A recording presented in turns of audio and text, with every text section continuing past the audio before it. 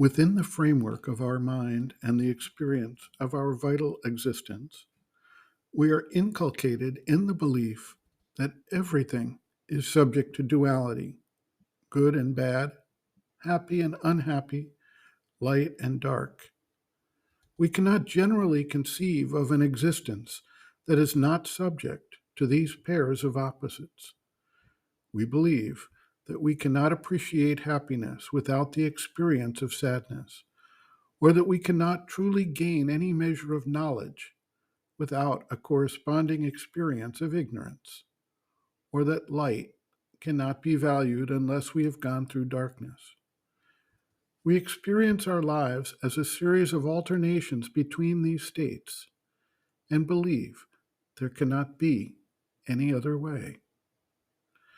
We do not generally consider that the experience of the dualities is due to the way we perceive the universal creation under the circumstances attendant upon our current mode and level of conscious awareness. If we reflect on the existence of the stars, our own sun, it does not alternate within our ability to observe between light and dark.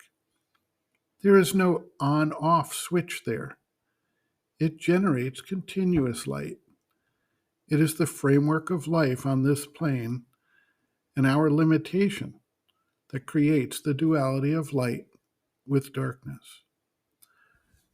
Just as there are vital states of consciousness that thrive upon the experience of duality and seek to achieve what they conceive to be as positive experiences, so there can be states of consciousness that achieve a form of equality, as well as statuses that do away with the duality entirely.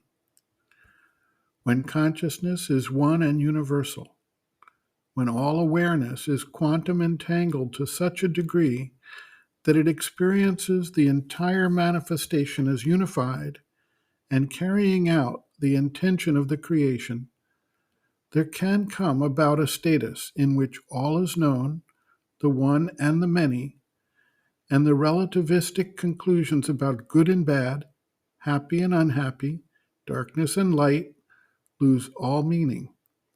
Such a consciousness knows the unity, while at the same time recognizes the multiplicity in the play of forms. Dr. Dalal notes, quote, "The term supermind is apt to convey the sense of a supereminent mind which is far above the ordinary mind. However, Sri Aurobindo means by it a superconscient plane of being, which is not only above the mind, but also beyond mind and radically different from it. It is beyond and different not only in relation to the ordinary mind, but also in comparison with the superconscient planes of mind, namely higher mind, illumined mind, intuition, and overmind. For whereas all these superconscient planes of mind are blends of light and darkness, knowledge, ignorance, supermind is the truth consciousness, totally devoid of ignorance." Sri Aurobindo writes, quote, "The supermind is in its very essence a truth consciousness, a consciousness always free from the ignorance, which is the foundation of our present natural or evolutionary existence, and from which nature in us is trying to arrive at self-knowledge and world knowledge, and a right consciousness and the right use of our existence in the universe. The supermind, because it is a truth consciousness, has this knowledge inherent in it and this power of true existence. Its course is straight and can go direct to its aim. Its field is wide and can even be made illimitable. This is because its very nature is knowledge. It has not to acquire knowledge, but possesses it in its own right. Its steps are not from nescience or ignorance into some imperfect light, but from truth to greater truth, from right perception to deeper perception, from intuition to intuition, from illumination to utter and boundless luminousness, from growing widenesses to the utter vasts and to very infinitude.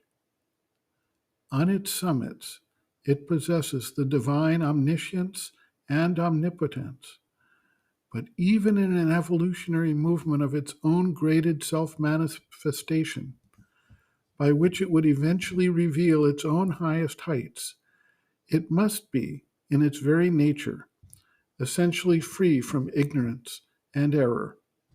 It starts from truth and light and moves always in truth and light. End quote. Reference: Sri Aurobindo and the Mother, Our Many Selves, Practical Yogic Psychology, Introduction, Sri Aurobindo on Our Many Selves, Planes and Parts of the Being, pages Roman 31 to 32.